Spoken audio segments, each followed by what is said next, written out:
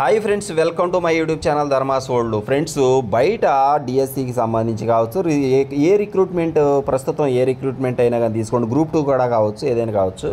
మొత్తానికి ప్రస్తుతానికి అయితే పరిస్థితి ఎలా ఉందంటే, ఒక బీసీడీ అభ్యర్థి, ఫర్ ఎగ్జాంపుల్ నేనే బీసీడీ అభ్యర్థి అనుకోండి, బీసీడీలో ఒక పోస్టే ఉందనుకోండి, నాకు 75 మార్కులు వచ్చాయనుకోండి, బీసీడీలో ఫస్ట్ నేనే ఉన్నాను అనుకోండి, అయినా కానీ ఆ పోస్ట్ మాత్రం నాకు ఇచ్చే పరిస్థితి అయితే లేదనమాట.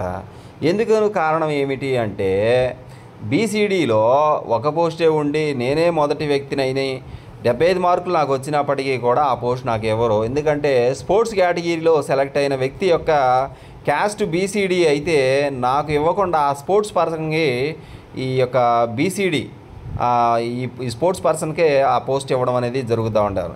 ఎందుకనంటే అతని క్యాస్ట్ కూడా బీసీడీనే, నాకు 75 మార్కులు వచ్చినా బీసీడీలో నాకు పోస్ట్ రాలేదు, స్పోర్ట్స్ పర్సన్కి 0 మార్కులు వచ్చినప్పటికీ కూడా అతనికి పోస్ట్ వచ్చింది, నాకు ఇవ్వాల్సిన బీసీడీ పోస్టు ఆ స్పోర్ట్స్ పర్సన్కి ఇవ్వడం జరిగిందనమాట. అతనికి ఎగ్జామ్ లేదు, 0 మార్కులు వచ్చాయి, అయినా కానీ అతనికి ఆ పోస్ట్ ఇవ్వడం అనేది జరుగుతూ ఉంది. ఇక్కడ ఏంటి అంటే, మగవాళ్ళకి హారిజాంటల్ రిజర్వేషను మరియు ఆడవాళ్ళకి వర్టికల్ రిజర్వేషన్ వర్తింపజేయడం మూలంగా రిజర్వేషన్ కేటగిరీలో ఉన్నటువంటి ఎస్సీ, ఎస్టీ, బీసీ, మైనారిటీ మరియు దివ్యాంగులు తీవ్రంగా నష్టపోవడం అనేది ఇక్కడ జరుగుతూ ఉంది.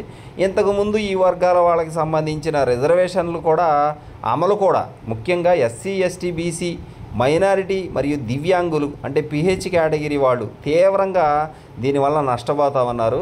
ఇక్కడేమో మగవాళ్ళకేమో హారిజాంటల్గా రిజర్వేషను అమలు చేస్తూ ఉన్నారు, ఆడవాళ్ళకేమో వర్టికల్గా రిజర్వేషన్ అమలు చేస్తూ ఉన్నారు. దీని మూలంగా రిజర్వేషన్ కేటగిరీలో ఉన్నటువంటి ఎస్సీ, ఎస్టీ, బీసీ, మైనారిటీ మరియు దివ్యాంగులు తీవ్రంగా నష్టపోతూ ఉన్నారు. ఇంతకుముందు ఈ వర్గాలకు సంబంధించిన రిజర్వేషన్లు అమలు కూడా సక్రమంగా అమలు జరగకుండా ప్రభుత్వాలు ఎత్తుగడలతో రిజర్వేషన్ వర్గాల వారికి తీవ్రంగా మరి నష్టం చేకూర్చడం అనేది ఇక్కడ కనిపిస్తూ ఉంది. ముఖ్యంగా ఈ యొక్క రిజర్వేషన్ వర్గాల వారికి రాజ్యాంగపరంగా ఇచ్చినటువంటి రిజర్వేషన్ ఫలాలు అందకుండా చేస్తూ ఉన్నట్లు అర్థమవుతోంది. ముందు భవిష్యత్తులో అసలు రిజర్వేషన్లు అనేవి ఉండకుండా చేసేందుకే తీవ్రంగా ఈ ప్రయత్నాలు జరుగుతూ ఉన్నాయి. ఇప్పటికైనా ఈ వర్గాల వాళ్ళు మాత్రం కళ్ళు తెరిచి తమకు జరుగుతున్న అన్యాయాన్ని గుర్తించి పోరాటం చూపించకపోతే కనుక భవిష్యత్తులో భారీ మూల్యాన్ని చెల్లించుకోక తప్పదని విషయం క్లియర్ కట్గా అర్థమైపోతూ ఉందన్నమాట.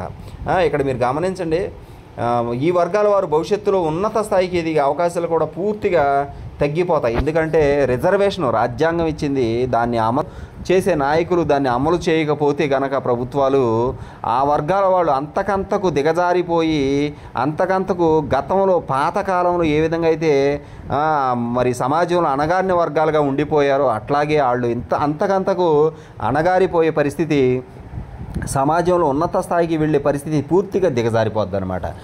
రిజర్వేషన్ను రాజ్యాంగం కల్పించడం ఒక ఎత్తు అయితే దాన్ని ప్రభుత్వాలు అమలు చేయడం అనేది మరో ఎత్తు. ప్రభుత్వాలు అమలు చేయడం లోపభూయిష్టంగా అయిపోయి ఉన్నట్లయితే కనుక ఆ వర్గాలకు అనుగ్రహించబడినటువంటి రిజర్వేషన్ల అమలు లోపభూయిష్టం అయిపోతే ఆ వర్గాలకి రిజర్వేషన్ల వలన ఎటువంటి ప్రయోజనం ఉండదన్నమాట.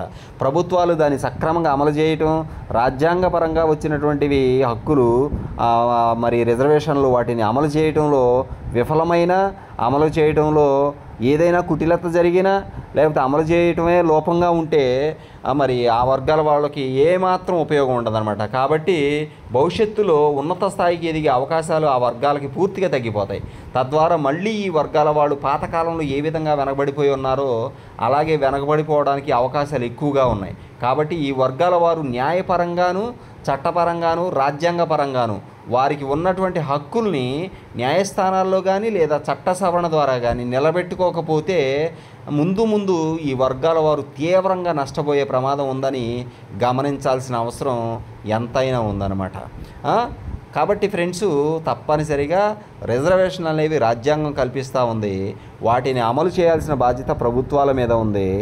అవి తూచా తప్పకుండా న్యాయబద్ధంగా అమలు చేయాల్సిన అవసరం ఉంది. అది గనక జరగకపోతే ఈ యొక్క వర్గాలకు అనుగ్రహించినటువంటి ఆ యొక్క రిజర్వేషన్లు ఏమాత్రం పనికిరావు, ఉపయోగం ఉండదు. కాబట్టి అవి అమలు జరిగేట్టు చూసుకోవాల్సిన బాధ్యత ఆ వర్గాల మీద ఉంది. మరి ఎలాగూ అంటే న్యాయపరంగాను చట్టపరంగాను న్యాయస్థానాలలో కానీ చట్ట సవరణ ద్వారా కానీ దాన్ని నిలబెట్టుకునే అవసరం, బాధ్యత మరి ఆ యొక్క వర్గాల నాయకుల మీదే ఆధారపడి ఉంది. Thank you so much for watching me. Please share this video and subscribe my channel. Thank you so much.